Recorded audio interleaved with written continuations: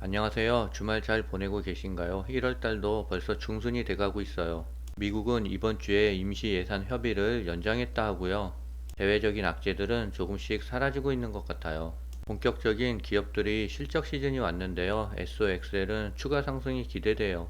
중국은 올해 경제 성장률 전망치를 5.3%로 제시할 예정이고요. 상저 하구로 예상하고 있어요. 구독, 좋아요 부탁드립니다. 차이나 전기차는 아직 마이너스 54%고요. SOXL은 107% 수익 구간인데 환율이 상승해서 매입 금액이 올라갔어요. 그래서 120% 같은 107%예요.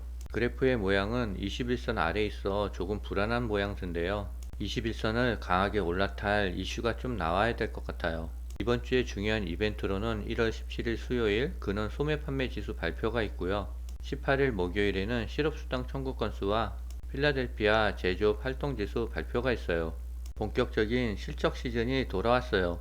1월 16일 화요일에는 모건 스탠리와 골드만삭스 등 굵직한 은행들의 실적 발표가 대기하고 있고요. 월요일은 미국은 휴장입니다. 18일 목요일은 TSMC와 23일 다음 주 화요일에는 마이크로소프트의 실적 발표가 있어요. 그리고 24일 수요일에는 테슬라와 ASML 실적 발표가 있어요. 테슬라의 주가가 요즘 많이 하락하고 있는데요. 실적과 가이던스가 조금 안 좋을 것 같습니다. 그리고 25일 목요일에는 인텔의 발표가 있어요. 반도체 회사들은 작년보다 올해의 실적이 더 좋을 것으로 예상하고 있어요. CNN 방송에 따르면 미국의 양당 지도부가 오는 3월 1일과 9일까지 2단계에 걸쳐 기존 수준에 준해 연방정부의 임시 예산을 추가로 연장하기로 의견을 모았다고 보도했어요. 지출 삭감 폭등을 놓고 첨예하게 대립해온 의회는 앞서 지난해 보훈, 교통, 농업, 주택, 에너지 등 관련 부처 예산은 1월 19일까지, 국방부와 국무부 등 나머지는 내달 2일까지 연장하기로 임시 예산을 처리했었는데요. 양당의 협의로 3월 1일부터 9월로 연기되었어요. 우크라이나 입장에서는 많은 어려움을 겪을 것 같고요. 1월 19일 셧다운을 예상했던 증시는 3월로 미루어졌어요. 미국의 대선 구도가 요동치고 있대요. 트럼프 전 대통령의 독재 체제로 굳혀진 공화당 대선 경선에서 니키 헤일리 전 유엔 대사가 트럼프의 대항마로 부상하고 있대요. 대선 여론조사에서 트럼프 전 대통령이 뒤처진 조 바이든 대통령도 지지율을 회복하며 트럼프 전 대통령의 턴미까지 추격하고 있대요. 1월 15일 아이오와 주에서 당원들만 참여하는 공화당 당원대회를 시작으로 미국 대선 일정이 본격 시작된대요.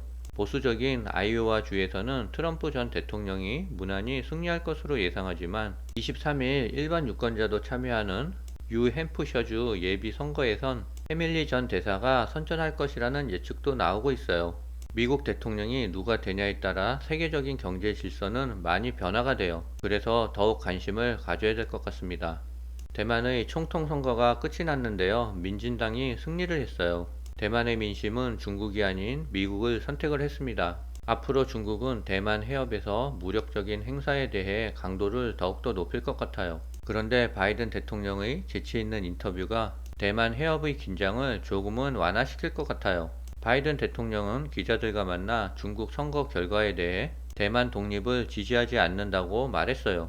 바이든 대통령은 그간 대만 관계법에 근거해 하나의 중국 원칙을 유지하며 양안 관계의 일방적인 상태 변경에 반대하고 대만의 평화를 추구한다는 입장을 견지해 왔어요. 아무튼 민진당이 승리를 했지만 큰 이슈는 없을 것 같습니다. 벌써 증시에서 두 가지 먹구름은 거쳐졌어요. 테슬라가 요즘 안 좋은 소식들이 계속 들리고 있어요. 미국 점유율 1위 렌트카 업체인 허츠가 전기차 2만 대를 팔고 내연기관차를 구매한다라고 밝혔어요. 예상보다 전기차 수요가 저조하고 유지 비용이 많이 든다는 이유래요. 허츠는 11일 공식 자료를 통해 이같이 밝혔는데요. 이는 회사 보유 전기차의 3분의 1 규모래요. 허츠는 21년 10월 테슬라 차량 10만 대를 구매한다라고 밝히며 대대적인 전기차 투자를 예고했었어요.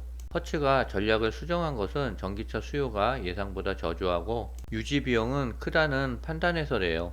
이번 결정은 현실에 대응하기 위한 것이라며 공급을 수요에 맞추고 전기차 손상 비용 문제를 바로 잡아야 된다는 설명이에요. 허츠는 미국 소비자들이 전기차 충전 인프라가 부족하고 일회 충전 시 주행거리가 짧아 전기차를 선호하지 않는다는 현상이 나타나고 있대요. 중국은 워낙에 휘발유값이 싸고 이동 거리가 넓기 때문에 전기차보다는 내연기관 차가 아직까지는 우세한 것 같습니다. 이러한 선호도를 바꾸기 위해서는 자율주행이 우선시 돼야 될 것 같습니다. 차이나 전기차가 0.33% 하락했어요. 그래도 7,600원이에요. 이제는 주가가 더 이상 밑으로 떨어질 것도 없을 것 같고요. 주가는 3월 중국의 양해가 열리는 기점으로 우상향할 것 같고요. 중국의 증시는 상저하고가 예상돼요. 상해 종합 지수를 보면 전고점 3,700에서 2,800선까지 내려왔어요. 지금은 저평가 구간으로 메리트가 있는 것 같습니다. 지난 12월까지 중국의 전년 대비 소비자 물가 지수가 3개월 연속 마이너스를 나타내며 중국이 일본과 같이 수십 년간의 침체를 앞두고 있다는 우려가 강화되고 있어요. 12일 홍콩 사우스 차이나에 따르면 전문가들은 이미 신뢰가 낮고 수요가 약한 상황에서 인플레이션보다 디플레이션이 중국 경제에 더 큰 위험을 초래할 수 있다며 지난 10년간 연간 CPI 상승률 목표치를 정기적으로 3%로 제한해온 당국자들이 사고방식을 바꿔야 한다라고 주장했습니다. 이날 중국 국가통계국은 12월 CPI가 전년 대비 0.3% 하락했다라고 발표했습니다. 중국 가학원은 올해 중국 경제 성장률을 5.3%로 제시했고요. 상저하고를 보일 것이라고 말했습니다. 중국은 이달 중으로 작년 경제 성장률을 발표하고 3월에 열리는 양회 기간에는 올해 중국의 성장률 목표치를 제시할 예정이래요. 중국의 안팎에서는 경제 회복 둔화에도 불구하고 상대적으로 높은 5%대를 기록할 것이라는 전망이 나온대요.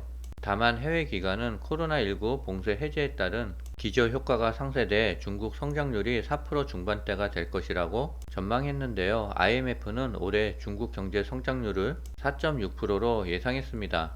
내일 월요일은 미국 증시가 휴장이라 다행이라고 생각합니다. 지금 중동발 이슈로 확전에 대한 긴장감이 고조되고 있는데요. 빨리 협상을 해 안정됐으면 좋겠습니다. 오늘은 여기까지입니다.